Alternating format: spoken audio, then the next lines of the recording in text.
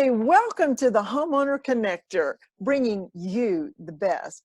Today, I am so privileged to talk to a young man that is just doing all kinds of stuff with his business. He's been an entrepreneur for quite a few years, and he has settled into the career of being a surveyor. And I am interested to find out all the things he's going to tell us. I know that I noticed them standing on the side of the road or in constructions, and maybe he's got what that's all about. Welcome, Luke Riley. Hi, Miss Irby. Thank you so much for having me. I'm happy to be here, happy to talk to you. Great. Okay, so I ask all my guests to start off. What is one myth that you want to bust that people just don't understand about surveyors? Take it away.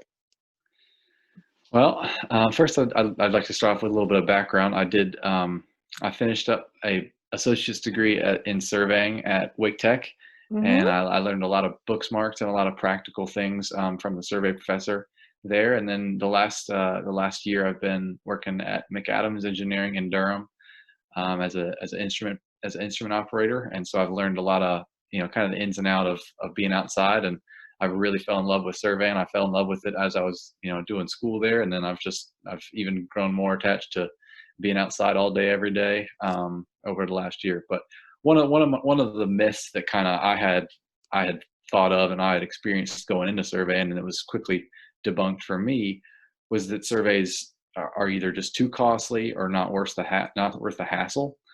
And that was quickly debunked because I realized that oftentimes if you don't get a survey, you'll come into a lot of hardships and things that you just could easily avoid if you don't get the survey, and easily avoid if you do get the survey. Sorry. And so that was very eye opening to me. I was like, why do people get surveys? They don't seem to be all that important. They don't seem to carry this much weight. But the survey professor at Wake Tech was really quickly to lay out kind of the more book way for why it's important. And then as soon as I started working at McAdams, they quickly showed me how important it is to have a mortgage survey done before you sell a house or before you try to make any additions to it. You want to make sure your survey is current and stuff like that. So that was definitely the biggest myth that's been debunked for me, and that I would recommend to others.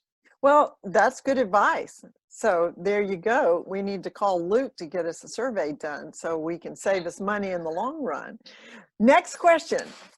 What are two fun facts or trivia facts, or maybe your job jargon that you use and nobody knows what you're talking about? Well, I can tell you that I know that I have a lot to learn when it comes to that. I've only been surveying for a year, and you learn a lot at school, but I look forward to continue learning when it comes to the jargon and the lingo that people use inside the surveying profession. But one of my favorite words has got to be juxtaposition.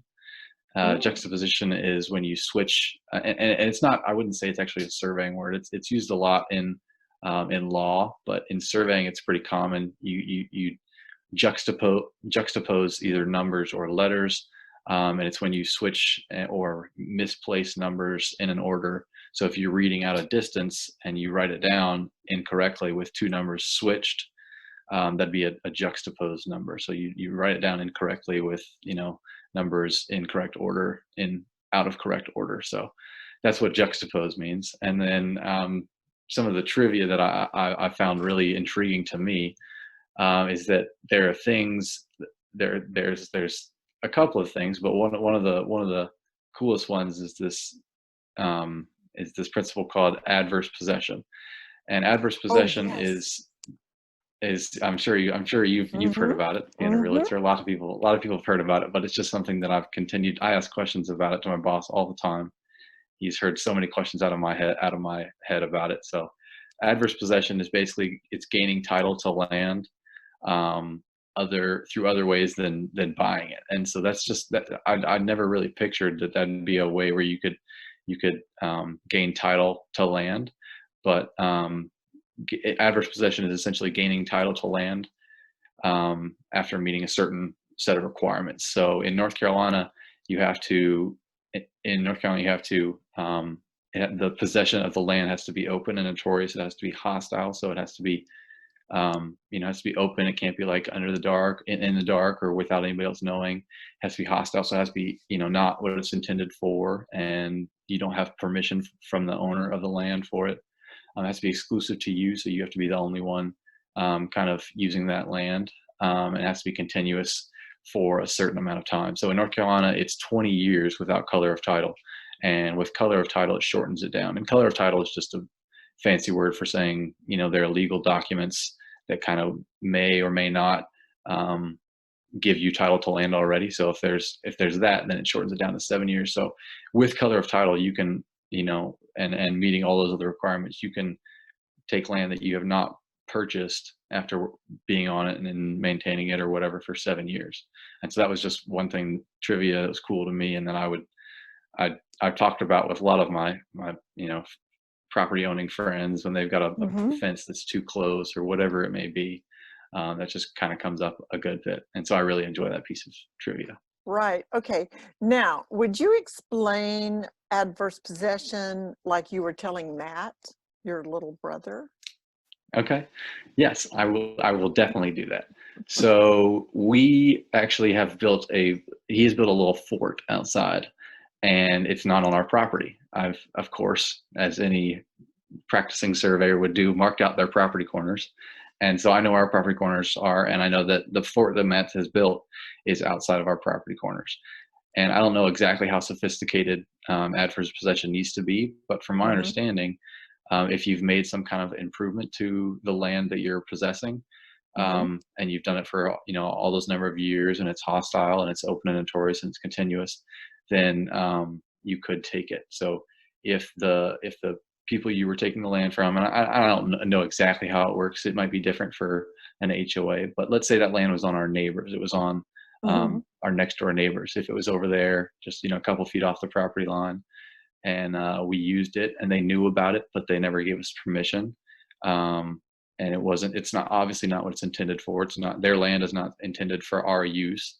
And so if we used it for a certain number of years, let's say 20 years, let's say there's no color of title, let's say there's no, you know, there's no uneasiness in the deed or anything like that, and we used it for 20 years and we kept it up, my family would never do it, but we could go and potentially take that land.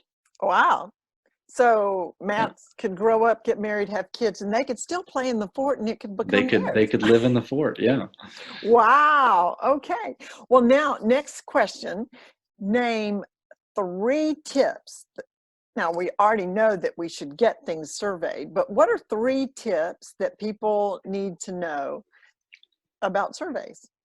Well, first and foremost, is just don't be afraid to approach surveyors. I think don't get me wrong, Are you scary? Why would well, sometimes we could probably come across as a little bit scary, but there are certainly there are good people in every profession you'll find, and surveying is no different.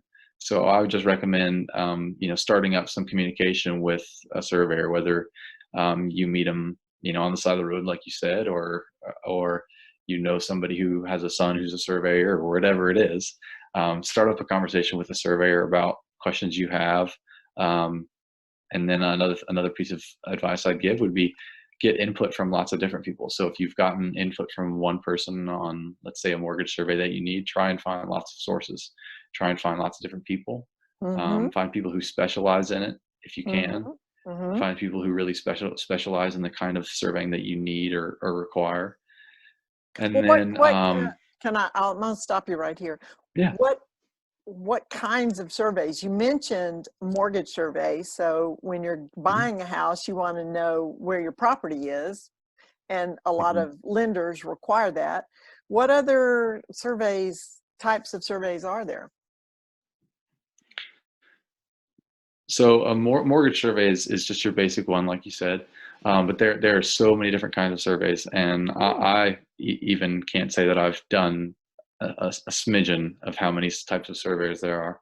But the ones that I feel most comfortable describing would be a topographic survey, which is when you're laying out the ups and downs of the ground. So what the actual ground looks like, you know, where the breaks are in the ground and where it's sloping and where the water would be running. Mm-hmm. those kind of things. An Mm-hmm. ALTA, or American Land Title Association survey, which is more of a specific and tight kind of. It requires higher accuracy, and you're just locating any kind of structure on the property. Those kind of things generally go Mm-hmm. together: a topographic survey and an ALTA survey. But the mortgage surveys, the ALTA surveys, we the company that I work for, McAdams, does a lot of boundary surveys, so a lot of large boundary where we're going out there and we're locating property corners and we're traversing around the outside of the property to make sure that there are no things encroaching on the property line. So make sure that there's no structures over the property line, things That's like that. important. And you'll look for similar things like that on just about every survey you do, whether Mm-hmm. it's ALTA or mortgage survey or a large boundary survey. Mm-hmm. But those are the three main ones that I would say: of boundary Cool. survey, topographic survey, and ALTA survey. Okay. And then your third tip? I would Or just did I, say, did I make you well, forget? I no, interrupted. no, no, man, no, you're good. I would just say that do your research. So it's going to be different in every spot, and everything you're looking for is going to be it's going to vary based on what you need. But do your research and get into contact with people who are in your profession. Like I said, people, if you continue to looking around, people are going to be more than happy to help you out. And a lot of times you won't even need to. You'll have to do a lot less work than you think you do if you get into contact with somebody, so they can point you in the right direction. They can say, oh, this was actually just recently surveyed, go look here for the plat, or whatever it may be. A lot of times you'll end up doing less work if you really open up a line of communication with some surveyors. When you're marking the corners of a property, how do you do Mhm. that? I mean, I So know I see tip flags in the trees around there, but mhm, that's not really what it is, right? mhm. So typically in North Carolina, the most common form of boundary would be an iron stake. So it's Mm-hmm. anywhere from about a quarter inch to a full inch iron pipe sticking out of the ground. A lot of times they can be rebar. So you've seen a lot of metal rebar Mm-hmm. used Mm-hmm. for construction projects, but a lot of times they can be used for property corners. Um, in my time surveying, I've seen anything as weird as like a pile of rocks be used for a property corner, and that's difficult oftentimes to locate and to maintain any sort of accuracy off of. But because surveying's been around for so long and they haven't always had the sophisticated measures that we have now, you'll come into contact with lots of different things. As far as marking property corners go, you'll generally find them flagged up, so you'll find some sort of flagging tied to it, and then Mm-hmm. you'll find a witnesses. So witnesses oftentimes are marked in I guess patterns of three. So either there's three separate strands of flagging tied around a tree, or there are three kind of hack marks in a tree facing the property corner. Um, Sections of three generally tell you that there's a property corner nearby. If Mm-hmm. there are hack marks on a tree, it'll be pointing towards the property corner. If there's flagging tied on a tree, it'll the knots will be pointing towards the property corner, stuff like that. But Interesting. flagging is probably your best way to tell that there might be some sort of surveying going on around. So you used a term that I never would have put with surveying, and that was witnesses. Hmm. Yeah, Yeah, that's like you think of the courthouse for that. you do. Yeah, and so a witness tree or a witness stake is just something that denotes that there's a property corner nearby, or there could be. Cool. Um, Mhm. so to wrap it up, I know you mentioned a little bit at the beginning what you like about your job. Is there anything else you want to say about what you love about surveying? I know you like being outside. That's fun. But anything else? I really enjoyed the people that I've been able to work with. There are Mm-hmm. lots of different types of people who get into surveying, and there are people who vary in age. There are people who vary in education levels and just where they come from in different walks of life. It's incredible how different a community it's been, going from I was homeschooled growing up in high school to Mm-hmm. community college at Wake Tech, and then to an engineering firm like McAdams, where there are surveyors who've been surveying for 40 years, for a year like me, or who just now started. with just coming out of high school. It's just incredible the different people I've been able to meet. I'd say that I've enjoyed that, second only to being outside as much as I get to be, because I love that. Right. Well, if somebody does decide they want to get a survey, then Mhm. I've got this up on the screen. Tell them how to get in touch with you. Make sure they see this. Can you see this? I can see that. All right. Yeah, so Luke, that's my email address. That's the company's website that I work for, and that's a great place to start. McAdams is a great engineering firm, and if they don't specialize or they can't help you, I guarantee you they'll be happy to point you in the right direction of things that you need to get done or whatever it is you may need. well, and they're not just in Durham. They're No, ma'am. all over. Are they all over North Carolina or all over farther than that? So we have an office in Durham, right near Mhm. my house, which is fantastic. We have an office in Raleigh. There's an office in Charlotte. Mm-hmm. There's an office in Dallas Fort Worth, Wow. and those are the main offices. Well, that's great.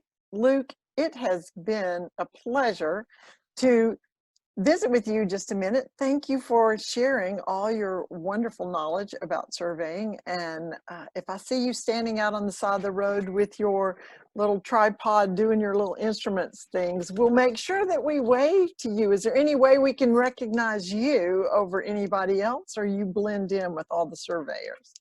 Well, I look like a moving traffic cone. I've got reflective gear on me all the time as if I'm standing in the road, but most of us should. So I probably would just blend right in with most other surveys. But Right. yep, Well, just give me a honk and slow down when you see the signs. That's all I yes. ask. That is a good tip too. Slow down and protect our surveyors and don't run over them. That's an important safety tip. Well, thanks Yes. again for being with me today on the Home Owner Connector, bringing you the best. Bye now.